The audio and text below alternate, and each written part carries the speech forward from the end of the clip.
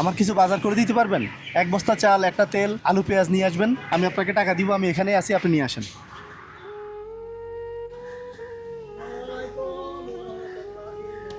ওয়ালাইকুম আসসালাম। আসছেন? জি। এটা কি? ওটা কলা কিনেছিলাম, ওই নাতিন আছে তো ছোট। হ্যাঁ, ওটা পাকা কলা কিনেছিলাম।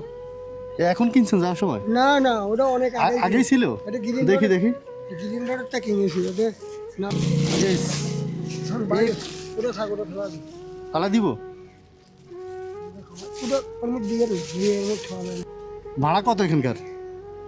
ভাড়া সামান্য কত? 60 টাকা ভাড়া। 60 টাকা ভাড়া?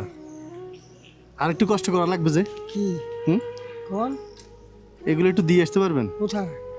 এই তো নিউ মার্কেট, বেশি না, কাছেই। হ্যাঁ দিয়ে দেবো। হ্যাঁ, দিয়ে আসবেন? দিয়ে দেবো না, তাড়াতাড়ি তাড়াতাড়ি করেন। আমি আবার বাড়ি যাবো তো, আর কিছু অল্প ভাড়া মারিয়ে ফেলবো।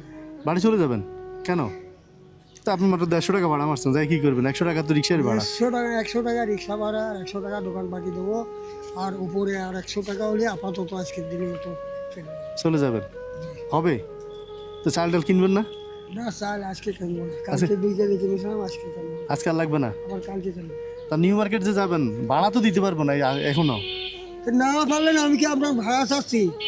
দিয়ে আসবেন? হ্যাঁ দিয়ে দেবো। নিমাকার না বাদে আমি আমাদের তা সব আপনি তো চাইলে চাল ডাল এগুলো নিয়ে বাড়িতে চলে যেতে পারতেন না? না কেন যাবো? হুম, কেন? এটা কি আমার জিনিস নাকি? যাইতে তো এটা- পারতেন নাকি? না না কেন যাবো? আমি যাই না, আমি আমার ছোটোর থেকে আমি মানুষের ফ্রি টানেছি, ভ্যানে করে 1 টাকা করে, তার মধ্যে একজনও ফ্রি দিই। আমি ফকিরি সব ডনের নাতি সব, হ্যাঁ। আমার সাহস আছে।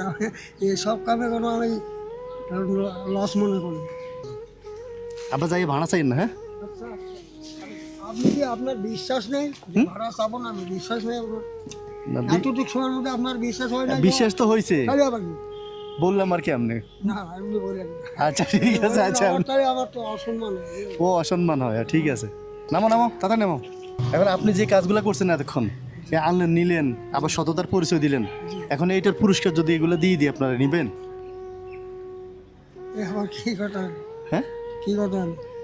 আসলে দিলি বাড়িতে রান্না বান্না খাই তো গরিব মানুষ, সেই হিসাবে নিতেই হয়। রাখেন। এর টাকাও গেছে। হ্যাঁ, টাকাও দিচ্ছি।